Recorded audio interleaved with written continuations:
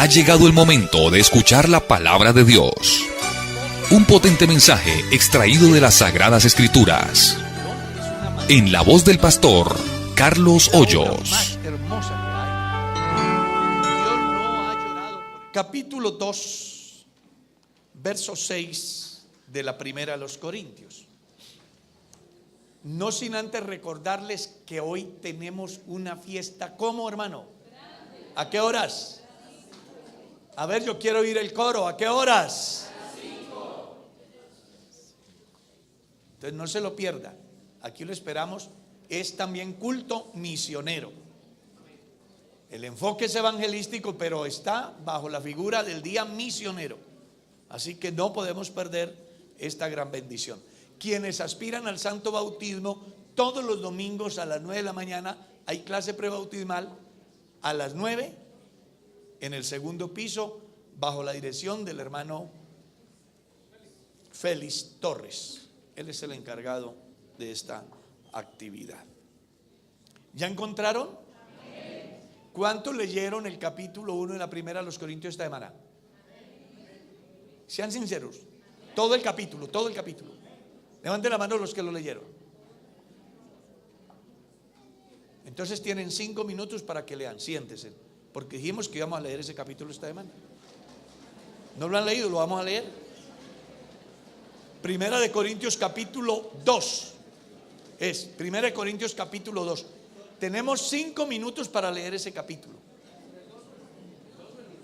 Capítulo 2. Primera de Corintios capítulo 2.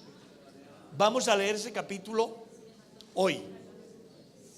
Todo. Si no trajo Biblia, ahí lo puede leer. Y por favor, Segunda de Corintios capítulo 2. Ahí está el versículo 1. Vamos a leerlo todo.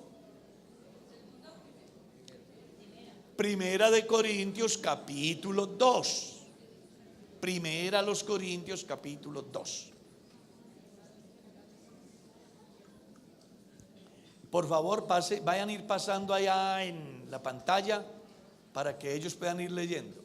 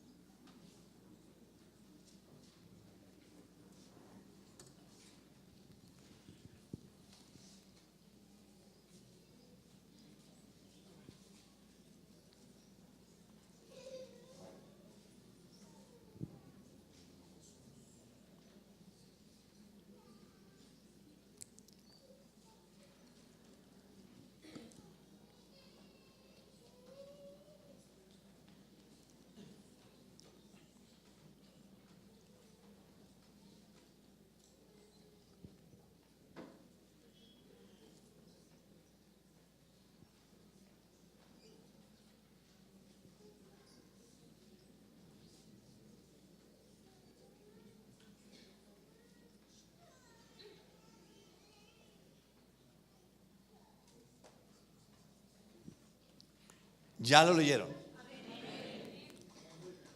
¿Qué es lo que yo quiero que ustedes, junto conmigo, pongamos en práctica? Y es que nos demos cuenta que dice el pasaje. Entonces, por ejemplo, la tarea para el próximo domingo es el capítulo 3. ¿Cuál capítulo? 3. Todo lo vamos a leer en la casa. Léaselo 10 o 20 veces. Ojalá se lo aprenda de memoria. ¿Listo? Bájamele un poquito, señor ingeniero, bájamele a esto. Está muy duro. Y no quiero pues tener que sacar a la gente enferma donde el otorrino. Bueno, ya lo leyeron, ¿verdad que sí? Hoy vamos porque estamos en este recorrido tan importante de esta carta, y vamos a leer el verso 5. Sin embargo, hablamos sabiduría entre los que han alcanzado madurez, y sabiduría no de este siglo, ni de los príncipes de este siglo que perece, pero hablamos sabiduría de Dios en misterio, la sabiduría oculta, la cual Dios predestinó antes de los siglos para nuestra gloria, la que ninguno de los príncipes de este siglo conoció, porque si la hubieran conocido, nunca habrían crucificado al Señor de gloria. Qué interesante, ¿no es cierto?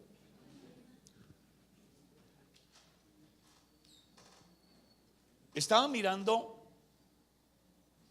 y pensando en lo que dijo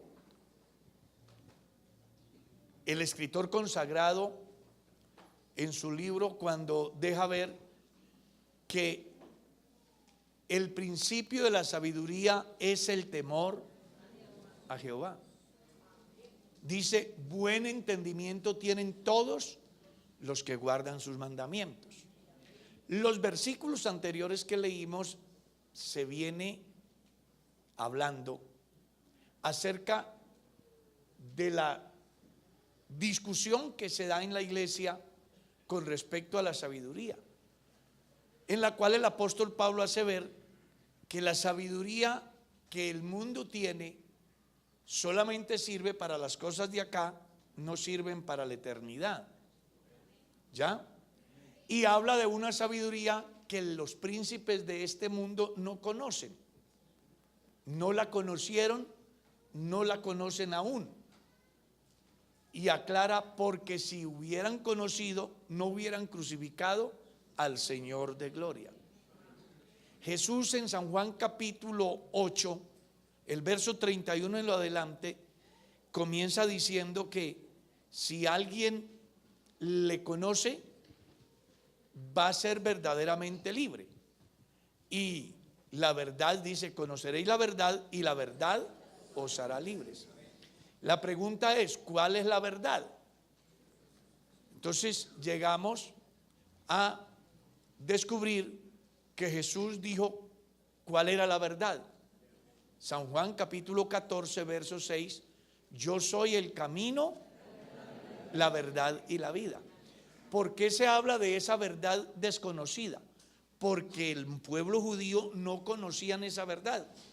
Conocían la verdad de la ley de Moisés, pero no conocían la verdad revelada en Cristo. De lo cual el apóstol está diciendo aquí que si hubieran conocido esa verdad, no hubieran crucificado ¿a quién? Al Señor de gloria. Es una muy bonita declaración que deja ver que el Señor de gloria de Primera de Corintios 2 es el mismo del Salmo 24. ¿Recuerdan? ¿Cuántos recuerdan el Salmo 24? De Jehová es la tierra y su plenitud, el mundo y los que en él habitan, porque él la fundó sobre los mares, afirmó sobre los ríos. ¿Quién subirá al monte de Jehová y quién estará en su lugar santo? El limpio de manos y puro de corazón, el que no ha elevado su alma a cosas vanas ni ha jurado con engaño. Él recibirá bendición de Jehová y justicia del Dios de salvación. Tal es la generación de los que lo buscan, de los que buscan su rostro, Jehová, Dios de los ejércitos. Alzaos vosotras puertas eternas y entrará el Rey de gloria. ¿Quién es este Rey de gloria? Jehová de los ejércitos. Es una declaración que está haciendo Pablo acerca del señorío de Jesús. Cuando la gente crucificó a Jesús, no crucificó a cualquiera, crucificó al Señor de la gloria, que es una de las más grandes revelaciones que un hombre puede tener, y que en el momento que el hombre las tiene o tiene esa revelación, es salvo. Esa revelación la tuvo un hombre que estaba condenado a pena de muerte. Fue crucificado al lado de Jesús. Ustedes recordarán que Jesús fue crucificado en medio de dos ladrones. No era el buen ladrón como dice la religión, que el buen ladrón dijo: no hay ni un ladrón bueno, todos son re malos. ¿O qué dicen ustedes? ¿Habrá algún ladrón bueno? No hay ni uno. Pero la religión engaña tanto a la gente que dice que el buen ladrón de bueno no tenía nada, era simplemente un ladrón. Pero ese día ocurrió algo muy importante, porque uno de los ladrones decía: si eres el Hijo de Dios, desciende de la cruz, sálvate y sálvanos. Y el otro le dijo: ¿ni aún temes tú a Dios, estando en la misma condición? Es decir, ¿qué? Crucificado. Ese ladrón alcanzó a entender que el que estaba crucificado ahí no era cualquiera, era Dios.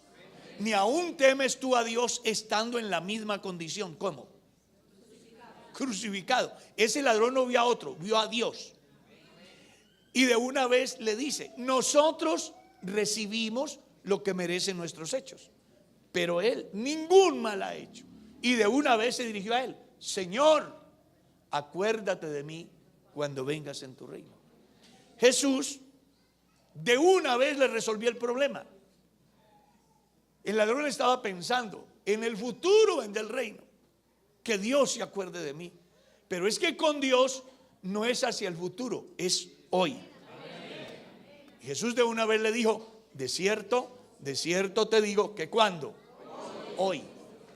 Hoy mismo estarás conmigo en el paraíso. Como para que usted se dé cuenta que Dios no hace cosas para el mañana, las hace hoy. Porque hoy es el día de salvación. Hoy ha llegado la salvación a esta casa. Si hoy oyeres su voz, no endurezcáis vuestro corazón, porque hoy mismo estarás conmigo en él. Con Dios es hoy. Alaben al Dios del presente. Aleluya.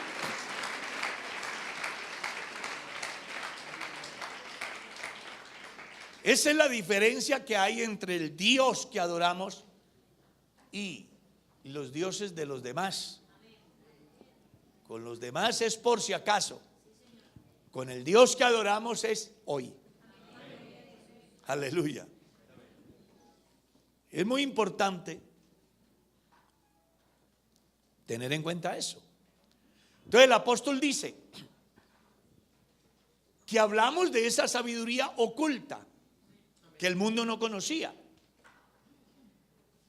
De hecho, que la aparición de Jesús generó una revolución universal. Fue tan trascendental la revolución de Jesús que partió la historia en dos: antes y después. El más ateo del mundo hoy tiene que confesar que hubo un acontecimiento. Cuando tú le preguntas: venga, ¿y a cómo estamos hoy? No, estamos a 4 de octubre, 4 de octubre del 2015. Él dice: yo no creo en eso. ¿Quién dijo? Pero cuando está diciendo eso, sabe que algo pasó, por ateo que sea. Porque de no ser así dirá: estamos en el año 15,000 millones desde el momento de la aparición de la tierra y todo ese cuento del Big Bang. Pero ellos nunca hablarán, siempre hablarán así. Cada que vayan a hacer un contrato, a comprar la casa o vender la casa, a casarse o a divorciarse, colocarán la fecha. Cuando vayan a registrar los hijos, colocarán la fecha. y siempre dirá 2015, el día tal. Y eso está diciendo que hace 2015 años algo pasó. Y fue, por supuesto, lo mejor que pudo haber pasado. Cristo murió por nuestros pecados y resucitó para nuestra justificación. Es lo mejor que pudo haber sucedido. Entonces el apóstol está diciendo: nosotros no fuimos a ustedes a hablarles palabras de humana sabiduría, la que se aprende en la academia. Fuimos con demostración de poder. Sin embargo, hablamos de una sabiduría no terrenal, sino celestial. Una sabiduría desconocida para el mundo. Una sabiduría que no pudieron conocer aquellos, porque si lo hubieran conocido, jamás se les hubiera ocurrido crucificar al Señor de gloria. Que eso es lo que dice Juan capítulo 1, el verso 11. A lo suyo vino, ¿y qué? Jesús vino a salvar al pueblo judío. Pero el pueblo judío, ¿qué? Lo rechazó. Lo rechazó. Luego en la carta a los romanos, en el capítulo 10, 11, desde el capítulo 9 en adelante, se habla de la elección, haciendo saber que Dios eligió a Israel como su pueblo, para manifestar a través de ellos su señorío, su grandeza, mostrarle al mundo que a pesar de que había muchos dioses en el mundo, había un Dios superior a todos, que es el creador del cielo y de la tierra. Gloria a Dios. Y en esos capítulos usted va a encontrar donde el apóstol dice: el endurecimiento de Israel trajo como resultado la salvación a los gentiles. Porque el verso 12 del capítulo 1 del Santo Evangelio según San Juan dice que en tanto que los suyos no le recibieron, vino otros a los cuales él los volvió sus hijos porque creyeron en él. Mas a los que le recibieron, les dio potestad de ser ¿qué? No nietos, porque Dios no tiene nietos, hijos. Y luego en la carta a los romanos aparece el injerto del olivo silvestre en el buen olivo, diciendo que el mundo gentil es una comparación que él hace. Ustedes saben que en agronomía hoy se manejan los injertos, ¿cierto? Entonces hacen un injerto entre limón y mandarina, o naranja, o mango, o aguacate, y entonces la especie se mejora, el fruto se mejora. Estuve por acá en días pasados en una finca y había una cosecha mandarina impresionante.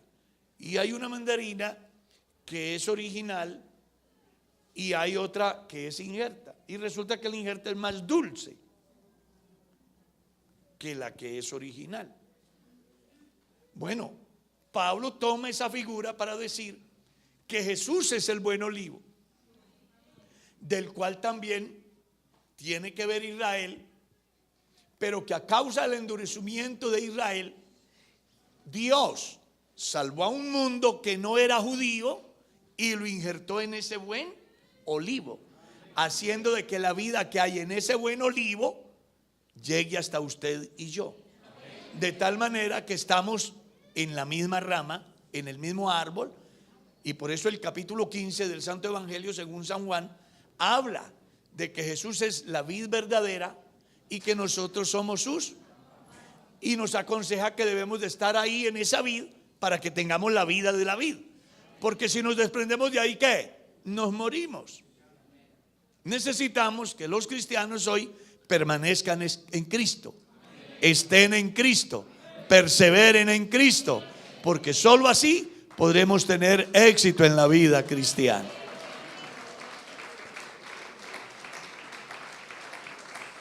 Gloria a Dios. Entonces el apóstol dice: hablamos una sabiduría diferente. No vamos a hablar de la filosofía de Sócrates, ni de Platón, ni de las matemáticas, ni de la medicina, ni de todo eso. No, vamos a hablar de una sabiduría que el mundo no conoce, que tiene que ver con algo que trasciende más allá de la muerte. de la sabiduría de Dios, del reino de Dios, del evangelio de Dios, de la vida cristiana. Una sabiduría que para el mundo ha sido ¿qué? Locura, pero para los que se salvan es potencia de Dios y sabiduría de Dios. Y en esta sabiduría de Dios, el mundo no conoció a Dios, porque la gente conocía a Dios a través de la sabiduría humana. No conocían a Dios a través de la sabiduría divina. Ellos conocían a Dios a través de la historia. Ellos conocían a Dios a través de la ley. Ellos conocían a Dios a través de lo que le habían contado sus antepasados, como dice el Salmo. Oh Jehová, nuestros padres nos han contado, porque así se manejó el desarrollo del conocimiento de Dios en la cultura antigua, pues no existía la posibilidad de tener a su alcance la palabra escrita. Entonces era la transmisión oral, de la cual se había dicho en Deuteronomio capítulo 6 que debía de repetírsele a los hijos por la mañana, yendo por el camino, cuando lleguen a casa, a levantarse, escribirlo en los postes y en las puertas, y llevar también en la cajita que lo ubicaban en su frente porciones para que siempre se le estuviera repitiendo. Era la transmisión oral. Así conocían ellos a Dios. Pablo dice, hay una manera vivencial, la vivencia, y de esa sabiduría es la que yo quiero hablarles, que ha estado oculta, pero que ahora ha sido revelada. Y cuando entramos a ese campo de revelación, ¿qué es la revelación? La revelación es la forma por medio de la cual Dios le muestra al hombre no solo el ayer, sino el hoy y el futuro. Es como si me sentaran en una silla, me colocaran una cinta magnetofónica y comenzaran a mostrarme los acontecimientos en el inmediato o largo futuro, que fue lo que le pasó a Juan en el libro de Apocalipsis. De hecho, que Apocalipsis quiere decir libro de revelación, y comienza diciendo la revelación que Dios le dio, ¿cierto? Dios le mostró. La revelación de Dios es que Dios le muestra al hombre. Por eso el capítulo 4 del libro de Apocalipsis dice: ven y te mostraré las cosas que sucederán después de esta. Y sigues leyendo y encuentra: te mostraré las cosas que eran, que son y que serán. Dios le mostró, Dios reveló, Dios le revela a su pueblo, porque cosa que ojo no vio, ni oído oyó, ni ha subido al corazón de hombre, son las que Dios tiene para dar a conocer. ¿A quién?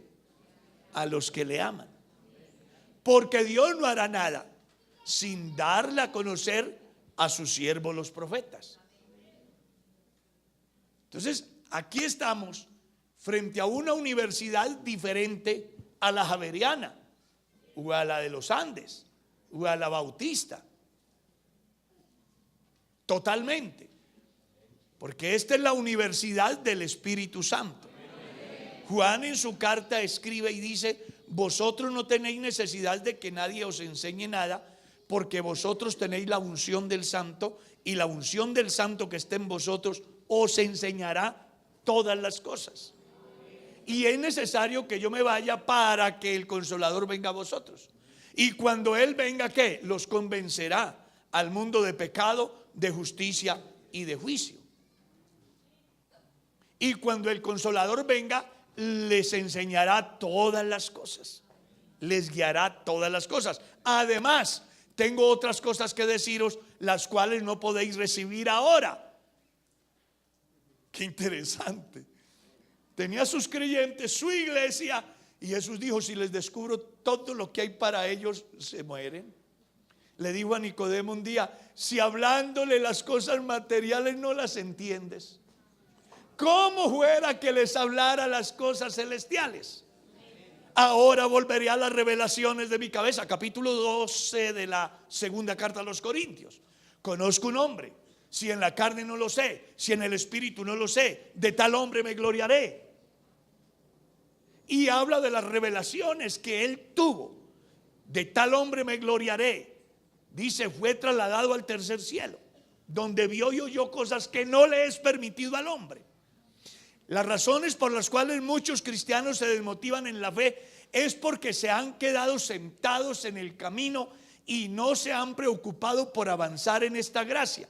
Pedro escribe en el capítulo 5 de su primera carta, el último texto, textualmente dice así: amados, creced en la gracia y en el conocimiento. Pedro en su capítulo 1 dice, añadiendo a vuestra fe virtud, y a la virtud conocimiento. Le deja ver al creyente que si vive una vida raquítica es porque quiere, no porque en Dios se dé un estanque con aguas quietas que se descomponen y no hay vida, ni futuro, ni esperanza. No, cuando el hombre llega a Dios, las aguas son vivas, el futuro nos espera, habrá un mañana mejor para los hijos de Dios.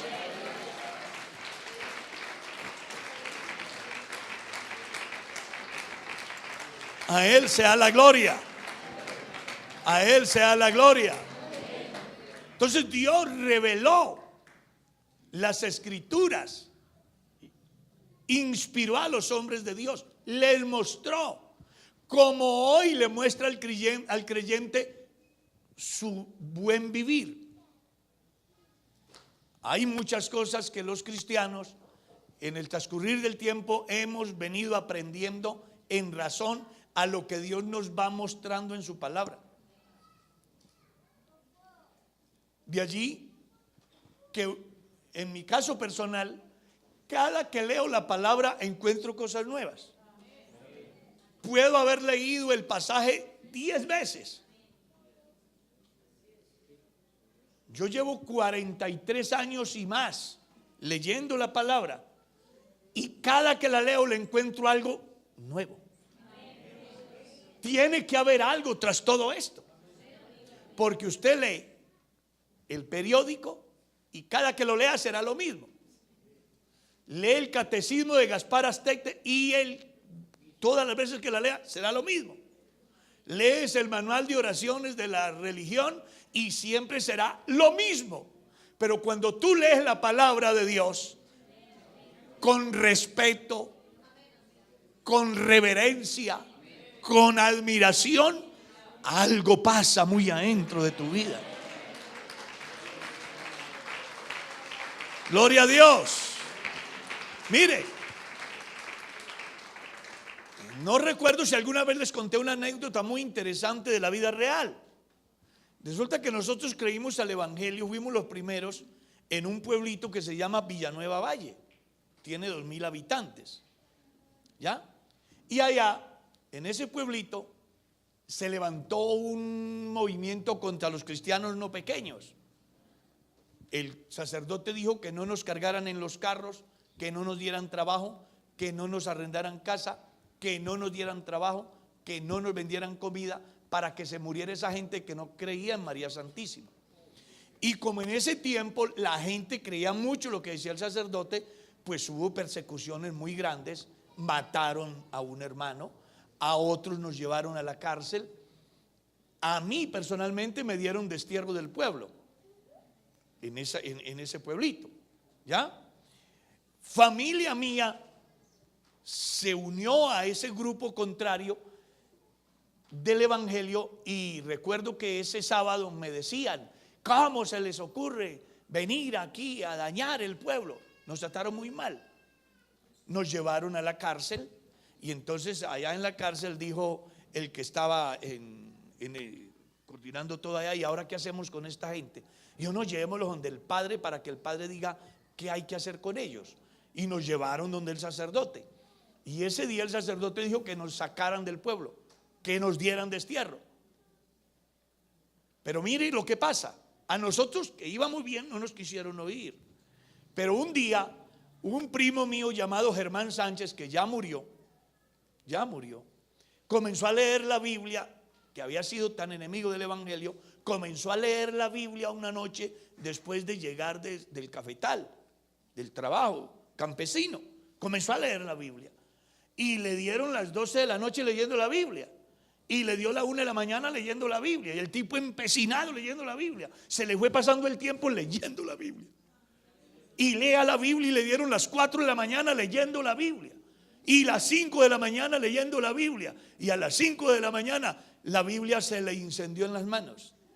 Dice él, se le volvió una llamarada, y eso lo desubicó. Salió en calzoncillos por la calle predicando que el mundo se iba a acabar. Pues señores, a nosotros nos dieron plan, nos dieron destierro, no nos quisieron oír. Pero a un predicador en calzoncillos lo escuchó todo el pueblo. Y ese día ese hombre entendió el evangelio. Días antes nos detestaba, enemigo de nosotros, pero a partir de ese día fue un gran cristiano. ¿Qué tiene la Biblia? Es que ella es viva y eficaz. Es la palabra de Dios. Dios le reveló, trató con él. Alaben el nombre de Cristo.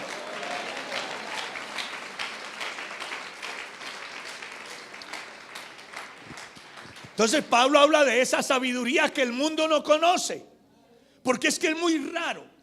Le digo la verdad, yo no sé, y ofrezco excusas a las personas que no son de la iglesia, pero que quiero decirles que son bienvenidos, y además estoy feliz con la visita de ustedes.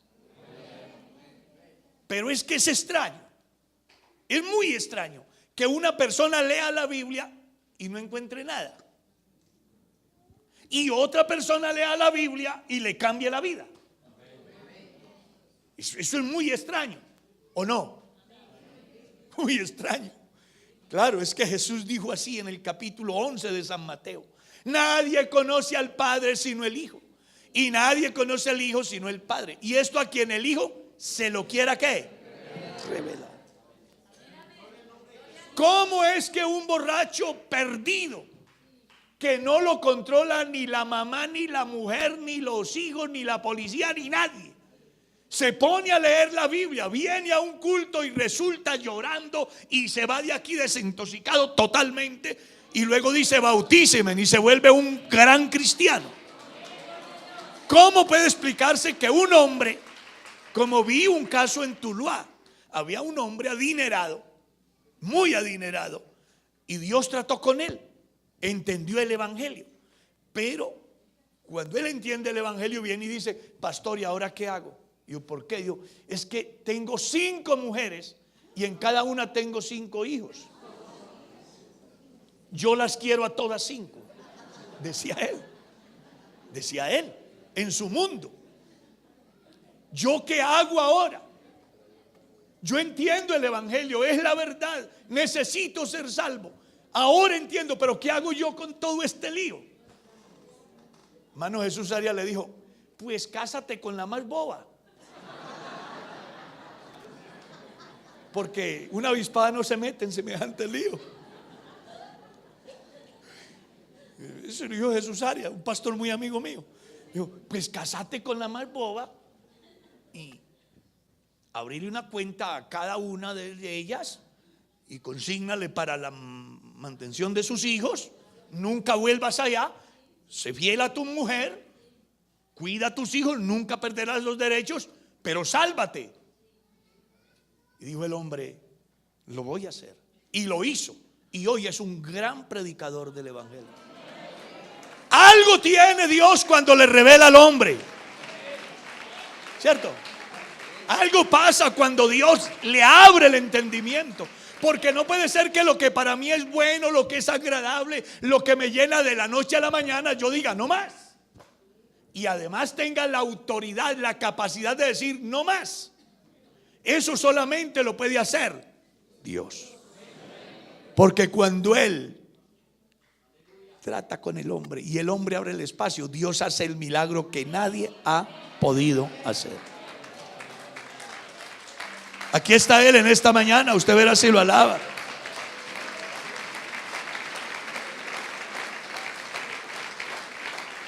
Y por eso el apóstol dice: pero Dios nos las reveló a nosotros por el Espíritu, porque el Espíritu todo lo escudriña, aún lo profundo de Dios. ¿Escuchó eso? El hecho de que usted conozca el Evangelio, entienda el Evangelio, no es una casualidad. Yo recuerdo que tuve una discusión con el decano de la fundación, de la Facultad Latinoamericana, que era un canadiense, sobre doctrina. Yo quería estudiar con ellos teología. Asistí a un seminario de 4 días con ellos y yo quería matricularme porque quería ser teólogo. Pero me dijeron de que tenía que aceptar la doctrina de ellos. Entonces les pregunté, pero el problema es que les dije, pero es que yo no puedo aceptar, por ejemplo, la doctrina de la Trinidad, porque yo no creo en la Trinidad. Porque entre otras cosas la Trinidad no aparece en la Biblia. No aparece ni una vez en la Biblia la palabra Trinidad. Tuvimos una discusión como de 1:30 o 2 horas. En síntesis, no me matriculé, porque yo le dije: usted no me puede evaluar a mí conforme su pensamiento. Usted tiene que respetar mi derecho de fe. Entonces, como ellos se encerraron allá, entonces yo dije: no, pues aquí no estudio. Y ya, no estudio, y no quise estudiar allá. Uno dice: pero caramba, son teólogos, leen la Biblia. Por toda parte, desde el principio hasta el fin, dice que Dios es uno, que no hay más. ¿Cómo no entienden eso? La respuesta es clara: porque Dios nos las reveló a nosotros. El hecho de que usted entienda la verdad del Evangelio ya es un milagro de Dios. Por eso a mí no me vengan con el cuento de los milagreros de hoy, ¿no? Que vaya a tal parte que allá le curan la jarretera, que vaya a tal parte que le calzan la muela con oro de 80 quilates, que vaya a tal parte. Yo no creo ese cuento. Para mí el milagro más grande es que yo, habiendo estado muerto en mis delitos y pecados, hubiese alguien que, siendo Dios, hubiera pensado en mí y me hubiera cambiado la forma de pensar y en consecuencia la manera de vivir. Ese es el milagro más grande. Si alguien me quiere decir hoy aquí: pastor, ¿cuál es el milagro más grande? Aquí hay uno, aquí hay otro, aquí hay otro. Estos son milagros de Dios. Estos son milagros de Dios. Porque lo que nadie pudo hacer, Él lo hizo en la cruz del Calvario para salvar a los pecadores. Alaben el nombre de Cristo. Su nombre, gloria. Y me interesa mucho lo que estamos analizando, porque dice: el Espíritu de Dios escudriña aún lo profundo de Dios. Usted sí sabe lo que está diciendo. Pero siga leyendo el versículo 11. Porque ¿quién conoce al hombre sino el espíritu del hombre? Así de que no me diga que usted no sabe qué es lo que hace, porque usted sí sabe qué es lo que hace. Cuando usted peca o yo peco, nunca digamos: no entiendo qué pasó. No, usted sí sabe qué hizo. Pastor, es que yo no sé qué me sucedió. No me diga eso, yo no voy a creerlo jamás. A usted simplemente le pasó lo que le pasó porque le pasó, y ya. Porque nadie conoce mejor al hombre que usted mismo. No, que usted mismo. ¿Quién conoce al hombre sino el espíritu del hombre? Y luego dice: ¿y quién conoce a Dios sino el espíritu de Dios? Entonces, si usted y yo somos de Dios, porque Pablo escribe en la carta a los Corintios: el que se une a una ramera, una carne es con ella. El que se une al Señor, ¿qué? Un espíritu es con Él. Nosotros tenemos la mente ¿de quién? De Cristo. Eso quiere decir que lo que Dios piensa, lo que Dios tiene, lo que Dios hace, lo que Dios ve hacia el futuro, eso es lo mismo que Él hará que usted vea y entienda, porque somos uno con Él. Y por eso Pablo dice: nos las reveló por su Espíritu. Y dice, y Él no nos ha dado espíritu de cobardía, sino de poder y de dominio ¿qué? Propio. Y mire lo que dice, es que es hermoso. Y nosotros no hemos recibido el espíritu del mundo, sino el espíritu que proviene de Dios, para que sepamos lo que Dios nos ha concedido. Un cristiano tiene que saber por qué es cristiano y para qué es cristiano. Debe de saberlo. ¿Cómo así que yo soy cristiano y no sé por qué soy? Visité a un hermano y llevaba 17 años en la iglesia. Entonces le dije, venga hermano, Dios lo bendiga, ¿cómo está? Mi papá irregular. Sí, un cristiano regular. Yo no puedo aceptar que haya un cristiano regular, ni a medias, ni mal. Eso no puede existir en el léxico de los creyentes. Los cristianos tenemos derecho y razón para estar muy bien. ¿Escuchó? Muy bien. Y además mejorando.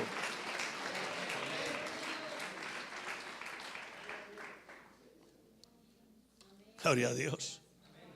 Imagínese usted que visité en la Balsa Cauca una ancianita de 115 años. El cáncer se le ha comido todo este lado de cara y parte de su pierna. 115 años. Vivía en un rancho sin piso de material, tierra. Y entonces la saludé. Hermana, Dios la bendiga. ¿Cómo está? Muy bien. Qué alegría. Y cristianos llenos de salud, no les falta ningún miembro de su cuerpo, tienen alimento, tienen techo, tienen familia, los aman, están en la iglesia y es que están mal. Me dice que no es cristiano. Eso es lo que me dice a mí. No es cristiano.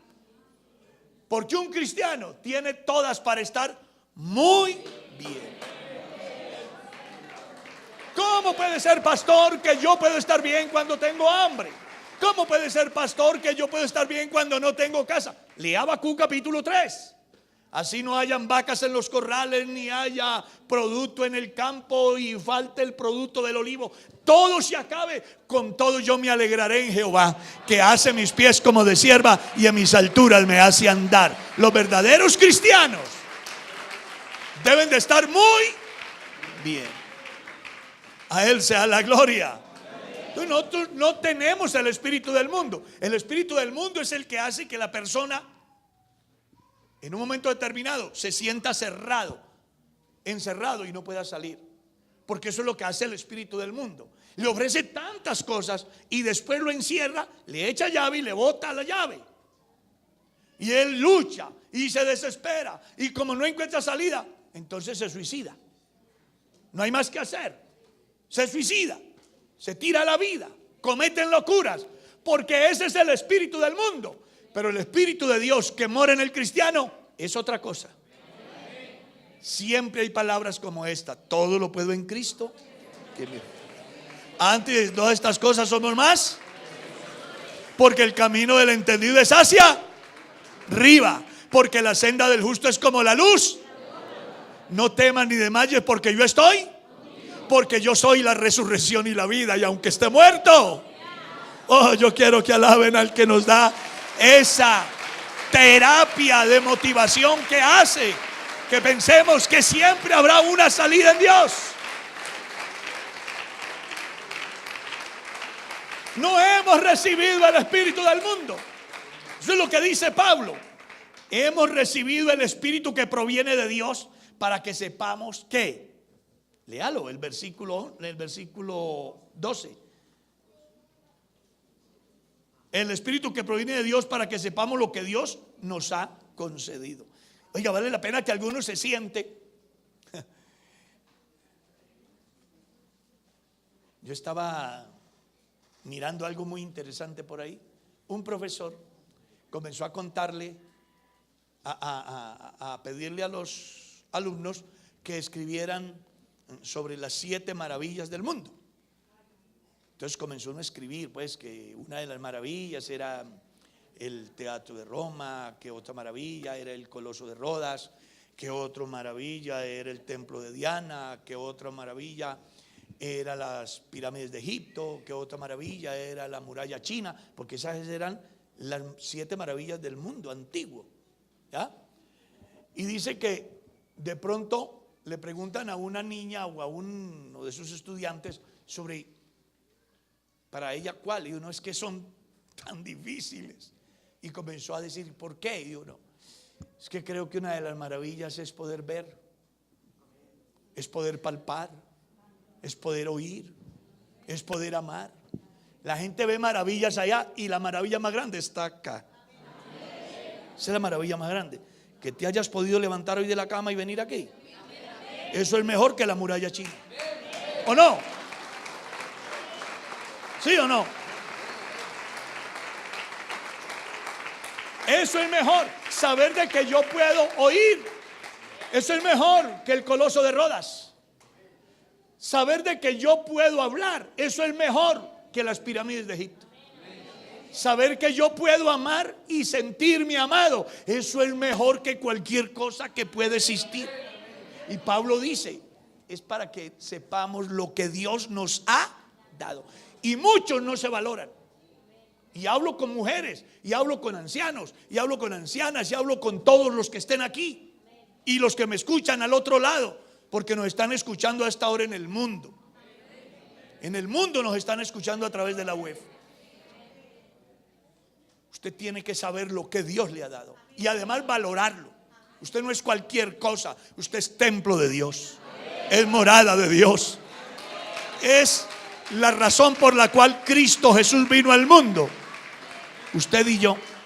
Él no vino a salvar los peces, ni los chigüirus de los llanos en la sequía.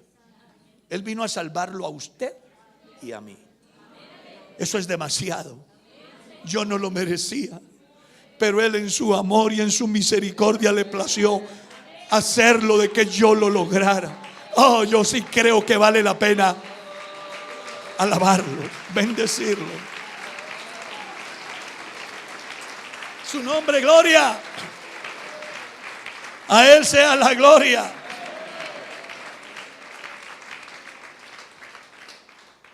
Lo cual también hablamos, dice el verso 13, no con palabras enseñadas por sabiduría humana, sino con las que enseña el Espíritu, acomodando lo espiritual a lo espiritual. ¿Cómo le parece? Estaba en el Instituto Bíblico, era profesor en el Instituto Bíblico. Entonces vinieron de la Universidad Sergio Arboleda buscando uno de los que estaban ahí en el instituto que fueran a dar una conferencia sobre 10 diferencias entre la Iglesia Católica y la Iglesia Pentecostal Unida. Y buscaron allá y no hubo nadie que se arriesgara. Pues yo era el más montañero de todos. Yo dije, yo voy. Por fin voy a estar con los de disparados hoy. Entonces me fui para allá. Entonces hay un panel. Está el monseñor, el de los goles en paz, Monseñor Alirio, ¿lo conocen? Yo tuve la oportunidad de estar compartiendo mesa con él. Ahí donde me ven, vea. Estaba ahí. Entonces comienzan a presentar. Está con nosotros el padre Alirio, que es no sé qué, y estudios en no sé qué, y eso tenía más cartones que un habitante de la calle. Y está también aquí con nosotros el sociólogo Julano de Tal, que tiene una especialización en no sé qué cosa y una maestría en no sé qué cosa, y mejor dicho, eran como 5. Y al final dijeron, y también está el pastor de la Iglesia Pentecostal Unida de Colombia. Sí, con desprecio. Con desprecio. Ese día me pellizqué y dije, me voy a poner a estudiar. Pero entonces comencé a exponer las 10 diferencias que hay. Pues yo no sé mucho de Biblia, pero sí le he leído hace más de 40 años. Y comencé a manejar esa Biblia yo. Eran 45 minutos y se nos fueron 3 horas. No académicas, horas de 60 minutos. Oiga, hermano, había ido conmigo una hermana que es politóloga y socióloga. Y ella iba acomplejada porque iba, pues imagínense, iba con un pastorcito frente a tantas eminencias allá. Pero terminado eso, esa hermana salió diciendo: uy, hermano, qué privilegio ser hijo de Dios. Definitivamente no hay cosa más linda que ser creyente. Yo no hablé sabiduría humana, hablé Biblia, lo que la Biblia dice. Y recuerdo que cuando cité 1 Timoteo capítulo 4 y capítulo 3, Monseñor se paraba: un momento, pastor, es que eso nosotros, y no, yo no tengo la culpa, no estoy atacando. Esta es la Biblia católica, ¿sí o no? Sí, señor. Aquí dice así, léanlo. Entonces yo no tenía que discutir, solamente le citaba Biblia. Y yo digo: ¿y de dónde apareció tanta Biblia ese día? No, es que Dios nos la reveló, nos hizo entender esta verdad. Alaben el nombre de Cristo.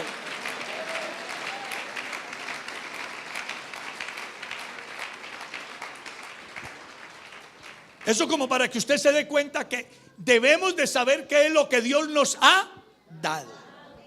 Y aparte valorarlo y sacar pecho. ¿Cierto? Sí. Tú vas a la casa de un hacendado y dice: este cuadro me lo dio el pintor Omar Rayos. Y saca pecho. Pero ¿qué tal si le dijéramos: esta salvación me la dio? Eso es más grande. Usted tiene que valorar lo que Dios le ha dado. Aleluya. Y Él nos ha dado para que conozcamos quiénes somos. Quiénes somos. Por eso cuando esté en una fila y llegue el pastor y diga: hermano, Dios le bendiga, diga: amén, Dios lo guarde. No haga como me sucedió alguna vez: hermano, Dios lo bendiga. ¿Cómo está, pastor? Les da pena ser cristianos. A mí me haría pena que me digan que soy ladrón, que me digan que le quité la mujer al vecino, que le diga que soy abusador de niños, que me digan marihuanero, jíbaro. Uy, qué vergüenza. Pero que me digan que soy un hijo de Dios. Eso es lo máximo. Ser un hijo de Dios es la cosa más bella que le puede pasar a un hombre en la tierra. Eso es lo mejor que te pasó. Pero para que te des cuenta y puedas valorarlo, necesitas la revelación del Espíritu de Dios en tu vida, que es el que te hace hacer el querer como el proceder por la voluntad de Dios. Sin Él no hay nada. Por eso necesitamos a Dios. Colombia necesita a Dios, la juventud necesita a Dios, la sociedad necesita a Dios. Sin Dios no hay nada. Y usted, amigo, que está aquí en esta mañana, lo motivo para que reciba a Dios en su vida. Usted ha oído hablar de Dios, pero no lo ha sentido obrando en su corazón, rompiendo cadenas, haciendo maravillas, obrando milagros. Hoy usted tiene la oportunidad. Dios está aquí y usted está aquí. ¿Te irás de esta reunión sin Él? Venid a mí, dice el Señor, a todo aquel que trabajado y cansado tenga sed. Escuchad,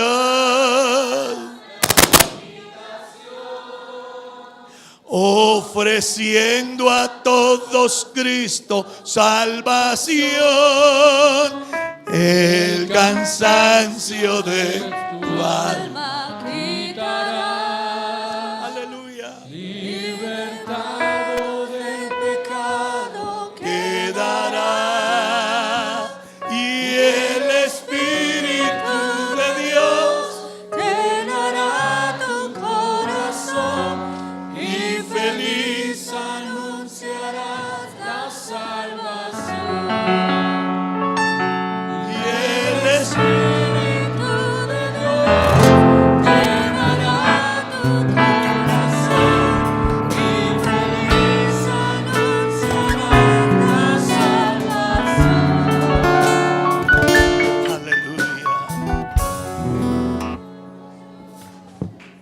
¿Quieres tener un encuentro con Dios esta mañana? Voy a orar por ti. ¿Habrá un amigo aquí que quiere que ore a su favor? Venga, que voy a orar por usted. Levante su mano así conmigo. ¿Alguien quiere que ore a su favor? Venga, voy a orar por usted. Venga, joven, voy a orar por usted. Venga, voy a orar por usted. Venga, arrodíllese y ahí vamos a orar por usted. Venga, vamos a orar por ustedes. Dios le bendiga, arrodíllese y voy a orar por ti. Voy a orar por alguien más.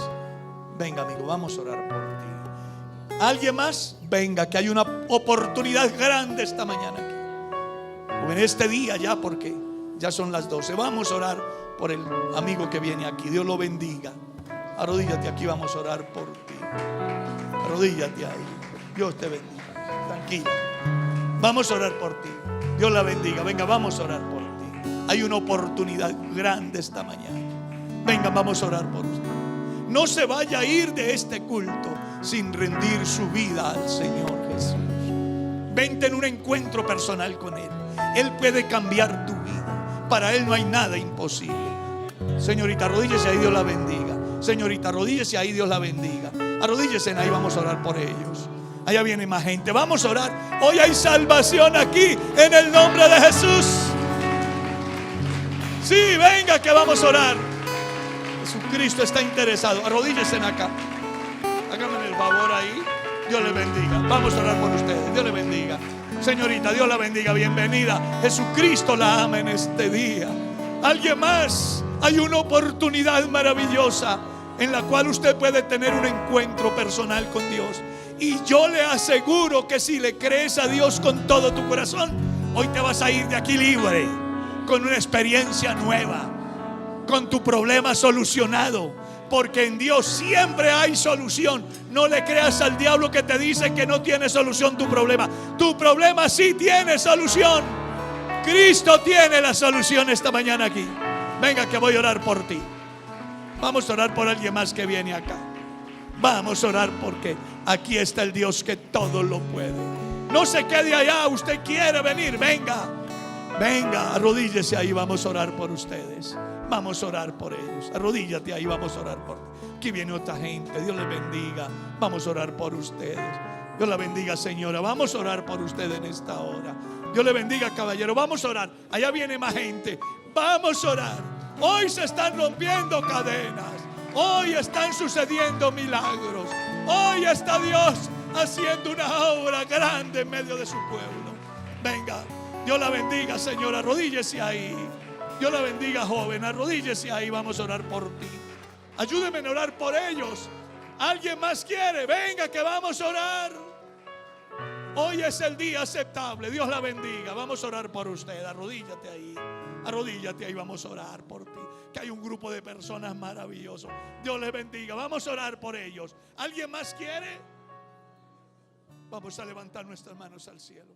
Por favor, las personas que están aquí en el altar, yo quiero que oren conmigo de la siguiente manera. Señor Jesús.